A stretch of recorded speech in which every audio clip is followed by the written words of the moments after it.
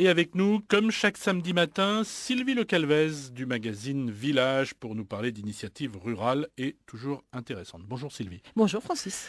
Nous allons en Suisse normande ce matin, Pas très loin. pas très loin, à Clécy très précisément, à la rencontre d'une vieille échoppe qui a été restaurée dans le cœur de bourg de Clécy et qui fait des choses pas tout à fait comme les autres. En tout cas, c'est une initiative intéressante. Oui, c'est une initiative intéressante parce qu'on est sur un commerce avec une multiplicité d'activités. Souvent, on dit quand c'est pas spécialisé, ça marche pas très bien. Eh bien, Julie et Paul, qui sont installés là, qui ont 29 et 32 ans, donc des jeunes porteurs de projets, ont fait le pari de dire, et si on ouvrait ici à la fois une cave à vin, produits du terroir, un lieu où on peut goûter justement des produits aussi, petite dégustation, et puis de la vente d'artisanat sud-américain, et notamment des bijoux, par exemple, hein.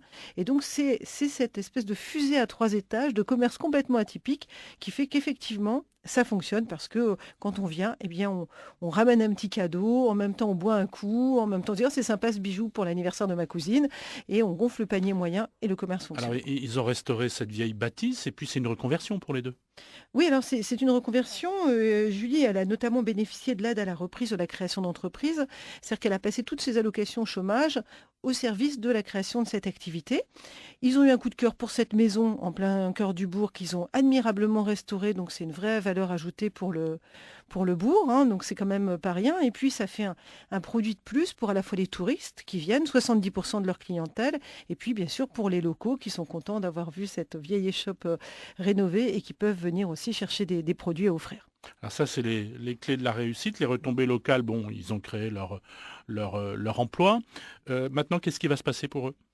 Eh bien, pour l'instant, en tout cas, ils ouvrent toujours pour la belle saison. Donc, Ils viennent ils d'ouvrir, viennent là? d'ouvrir, là, le 31 mars dernier. Ils vont ouvrir jusqu'à fin septembre. Ils vont rouvrir à la Toussaint, rouvrir à Noël.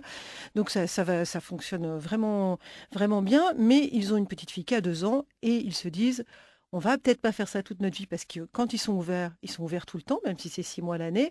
Et ils aimeraient bien avoir quelque chose de plus en adéquation avec le rythme de leur petite fille pour l'instant et qui sait peut-être d'autres plus tard.